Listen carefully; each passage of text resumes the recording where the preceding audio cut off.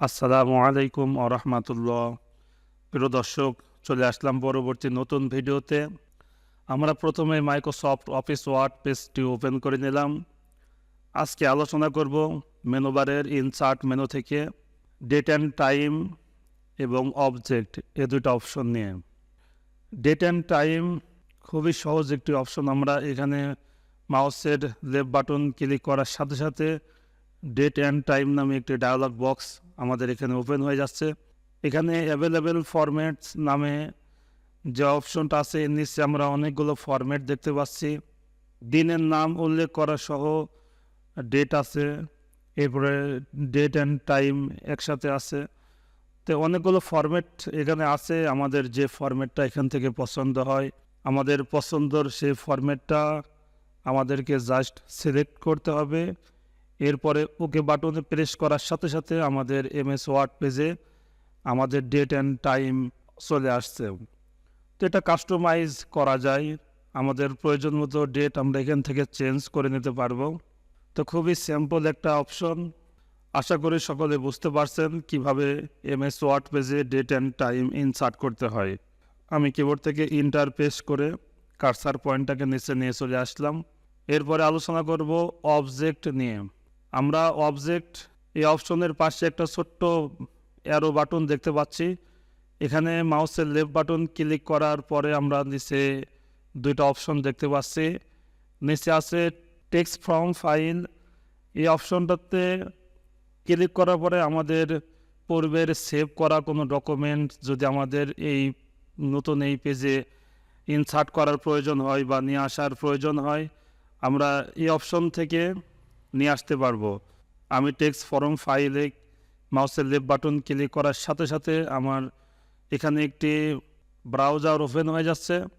এখান থেকে আপনাদের ফাইলটাকে সিলেক্ট করে জাস্ট যে টেক্সটটা আপনারা এখানে ইনসার্ট করতে চাচ্ছেন সেই টেক্সট অর্থাৎ সেই ডকুমেন্টটাকে সিলেক্ট করে দিবেন। এরপরে ইনসার্ট বাটনে ক্লিক করার সাথে সাথে আপনারা দেখতে পাচ্ছেন আপনার পূর্বে সেই পেজের টেক্সটগুলো নতুন এই পেজে চলে আসছে। এছাড়াও অবজেক্ট অপশনে আরও অনেক কিছু কাজ রয়েছে। আমরা অ্যারোকেতে ক্লিক করার পর অবজেক্ট অপশনে ক্লিক করলাম। এখানে আমরা অবজেক্ট নামে একটি ডায়ালগ বক্স দেখতে পাচ্ছি। এখানে create new, create from file. আপনার পূর্বে যদি কোনো ফাইল তৈরি করা থাকে সেটা এখান থেকে ব্রাউজার অপশনে ক্লিক করে ব্রাউজার থেকে এখানে নিয়ে আসতে পারেন। আমরা ক্যারেট নিউ এই অপশনটাকে একটু দেখব। আমরা নিচে দেখতে পাচ্ছি অবজেক্ট টাইপ। এখানে অনেকগুলো সফটওয়্যারের নাম শো করছে। আপনারা যে সফটওয়্যারের কাজ জানা আছে সেই সফটওয়্যারগুলো এখান থেকে ইনসার্ট করার চেষ্টা করবেন, কারণ যে সফটওয়্যারের কাজ আমরা বুঝি না সে সফটওয়্যার নিয়ে আর আমাদের কোনো প্রয়োজন নাই। আমি মাইক্রোসফট ওয়ার্ডের একটি সফটওয়্যার আমি এখানে ওপেন করে নিচ্ছি। আপনারা দেখতে পাচ্ছেন মাইক্রোসফট অফিস এক্সেল ওয়ার্কশিট। তো আমি এটাকে সিলেক্ট করে ওকে বাটন প্রেস করার সাথে সাথে আপনারা দেখতে পাচ্ছেন আমার এমএস ওয়ার্ড পেজে মাইক্রোসফট অফিস এক্সেল পেজটা ওপেন হয়ে গেছে। তো এখান থেকে আপনারা এক্সেলের কাজগুলো করে নিতে পারবেন। আমি কিছু কাজ দেখাচ্ছি। উদাহরণস্বরূপ 1 2 3 তিনটা সংখ্যা এখান থেকে আমি টাইপ করলাম। এই তিনটাকে এখন সিলেক্ট করে মাউসের লেফট বাটন চেপে ধরে ড্রাগ করার সাথে সাথে আপনারা দেখতে পাচ্ছেন আমার প্রত্যেকটা সেলে পর্যায়ক্রমে 1 2 3 4 5 6 7 লেখাগুলো টাইপ হয়ে গেছে। তো আমরা যদি নিচে আরও কিছু সংখ্যা লিখি, সাপোজ আমি কিছু সংখ্যা লিখলাম 5 8 9। তো আমি যাচ্ছি আমার এই সেলের মধ্যে এই কলামের ভিতরে যত সংখ্যা রয়েছে তার যোগফলগুলো আমরা এখান থেকে করে নেব।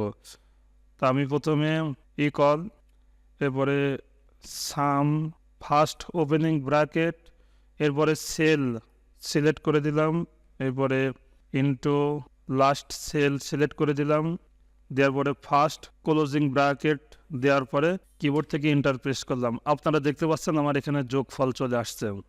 তারপরে ফর্মুলা বারের মধ্যে আমাদের যে সূত্রটা আমরা লিখলাম এটা এখানে দেখাচ্ছে। আমাদের যদি এটাকে সেল বাড়ানোর প্রয়োজন হয় আমরা এখান থেকে আমাদের এই সূত্রটাকে আমরা সংশোধন করে নিতে পারবো। এখন যদি আমার এখানে কোনো সংখ্যাকে আমি চেঞ্জ করে দিই আমার যোগফলটা অটোমেটিক চলে আসবে। সাপোজ 5-এর কাছে আমি 9 করে দিলাম। আপনারা দেখতে পাচ্ছেন আমার যোগফলটা এখানে পরিবর্তন হয়ে গেছে। এরপরে 9 এর কাছে আমি 10 করে দিলাম। এরপর আপনারা দেখতে পাচ্ছেন আমার এখানে যোগফলটা পরিবর্তন হয়ে গেছে। তো এইভাবে এক্সেলের আপনাদের যত কাজ করার প্রয়োজন এই অবজেক্ট থেকে এমএস এক্সেল পেজটি ওপেন করে নিয়ে আমরা এখান থেকে কাজ কমপ্লিট করে নিতে পারবো। এরপরে এমএস ওয়ার্ড পেজে ক্লিক করার সাথে সাথে আপনারা দেখতে পাচ্ছেন আমাদের এক্সেলের যে পেজটা ওপেন ছিল সেটা চলে গেছে। আবার এখানে ডাবল ক্লিক করার সাথে সাথে আমাদের ওয়ার্কশিট অর্থাৎ এক্সেলের পেজটা ওপেন হয়ে যাচ্ছে।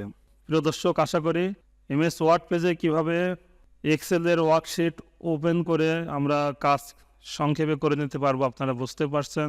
এরপর আবার অবজেক্ট অপশনে ক্লিক করার পর আমরা পূর্বে সেই ডায়লগ বক্সটা আবার চলে আসলাম।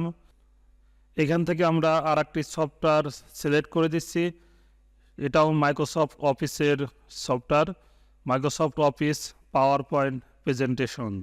এটাকে সিলেক্ট করে ওকে বাটন প্রেস করার সাথে সাথে আপনারা দেখতে পাচ্ছেন আমাদের এখানে মাইক্রোসফট অফিস পাওয়ার পয়েন্টের সফটওয়্যারটি ওপেন হয়ে গেছে। আমরা এখানে অটোমেটিক যে টাইটেলগুলো দেওয়া আছে এগুলোকে ডিলিট করে দিচ্ছি। আমরা ইনসার্ট মেনু থেকে কিছু শেপ নিয়ে নিচ্ছি। শেপ নেওয়ার পরে আমরা এখান থেকে পাওয়ার পয়েন্টের যে স্লাইডগুলো আছে আমরা এখান থেকে স্লাইড তৈরি করে নিতে পারবো। সমস্ত অপশনগুলো কাজ করে কিন্তু আমি একটু ট্রাই করে দেখছি।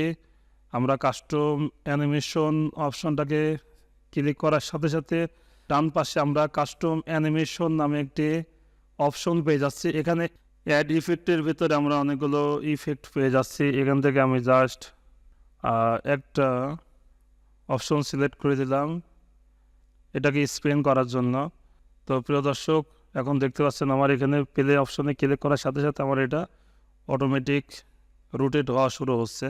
তো এটাকে যদি আমরা ভিন্নভাবে একটু রোটেট করাতে চাই, আমি কিবোর্ড থেকে Ctrl+Z আনডু করে নিলাম।